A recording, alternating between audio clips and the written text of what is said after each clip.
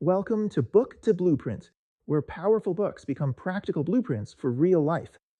You do not need more information, you need execution. This is Book to Blueprint. All right, let's get right into it. Today, we're not just going to talk about a book, we're going to build a blueprint. We're taking Daniel Chidiac's Stop Letting Everything Affect You and turning it into a real actionable plan that you can start using the second this is over. Let's do this. Does this sound familiar? I mean, really familiar. That feeling of being on an emotional roller coaster, where your whole mood is basically hijacked by stuff you can't even control. If that hits home, you're in exactly the right place.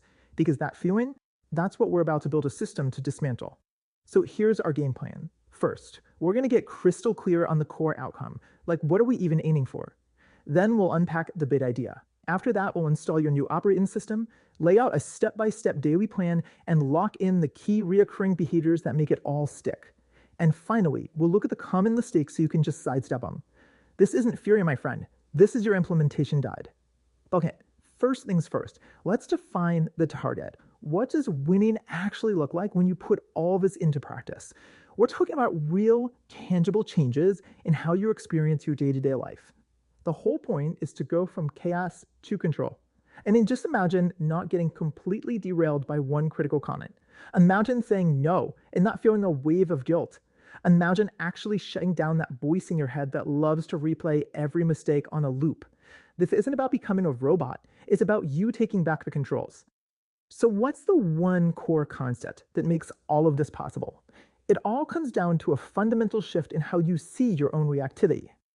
This this right here is the key that unlocks the whole thing.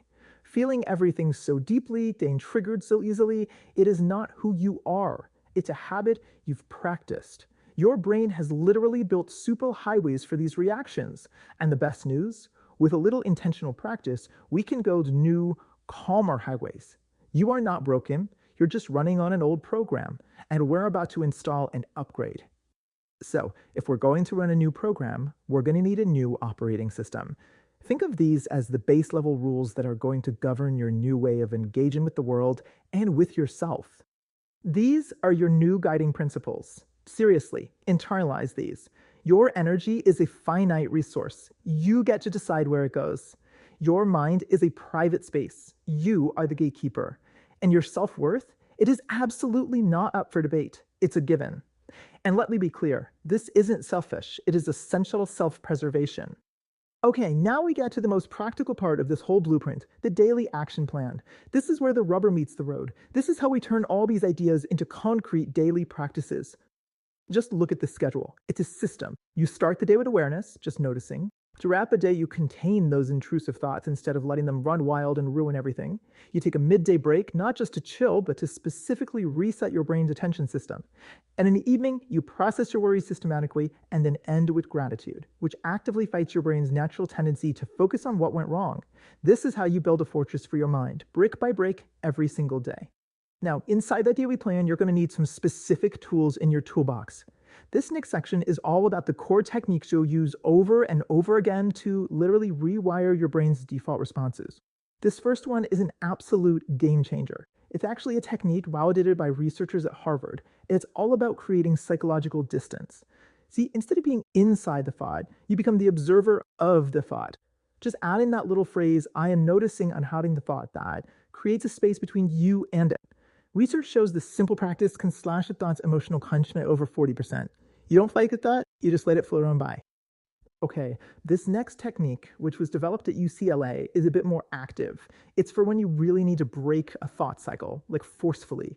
You relabel it, give it a name. You reattribute it, remind yourself it's just a faulty brain signal, and then you immediately refocus on something complex that demands all of your attention. This literally hijacks the neural circuit. That last step, revalue, just reinforces to your brain that old pattern is basically junk mail. And this last technique is for handling that powerful urge for revenge or that desperate need to prove someone wrong. Look, an energy is real, but it's usually wasted. The redirection protocol helps you channel it. You just acknowledge the feeling, then you pivot by asking yourself what truly matters to you, and then you take one small step in that direction. This turns all that reactive, angry energy into proactive, constructive fuel for your own life. Now, as you start to put all this into practice, There are a few common traps that can totally derail you. Just being aware of them is half the battle. So let's make sure you can sidestep them completely. This quote just says it all, doesn't it? It perfectly captures the spirit of the first big mistake we need to avoid, this feeling that you owe everyone a novel length explanation for your growth, for your new boundaries, for your decisions. You do not need to justify protecting your peace. Period. That need to over-explain usually comes from a place of seeking approval for your own choices. You've got to let that go. Use these scripts. They're clear, they're firm, and they're respectful. This doesn't work for me. That's it. It's a full sentence. It's such a powerful way to reclaim your energy. The second big mistake is aiming for the wrong target. Our culture is completely obsessed with happiness. The happiness is a feeling, an emotion. It comes and goes. Peace, on the other hand, is a state of being you can actually cultivate. It's the calm center you can always come back to, even when life is chaotic. When you make peace your goal, you stop feeling like a failure every time you're not ecstatically happy. And finally, please do not fall into the trap of regret. That little voice that says, I should have done this years ago. That's just another form of self-sabotage. Every single experience, every pattern you repeated, it was all part of the curriculum you needed to be ready for this change right now. Nothing was wasted. It was all preparation. When then reverse, this entire process is not about fixing something that's broken.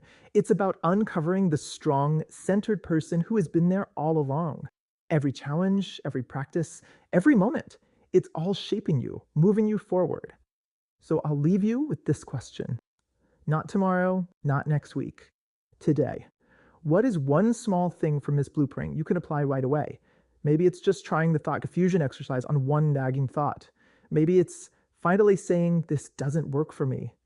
Your journey to real emotional freedom doesn't start with some giant leap. It starts with one single conscious choice. If you have a book in mind that should be added to our list, comment below. If this blueprint helped you, subscribe, like, and build with us. More blueprints are coming. Stay intentional, stay consistent. We are doing this one book at a time. And remember, you are the average of the 5 people you spend the most time with. So share this with them and grow together. Real progress becomes stronger when it is shared. Build your life one blueprint at a time. You do not attract what you want. You attract what you do.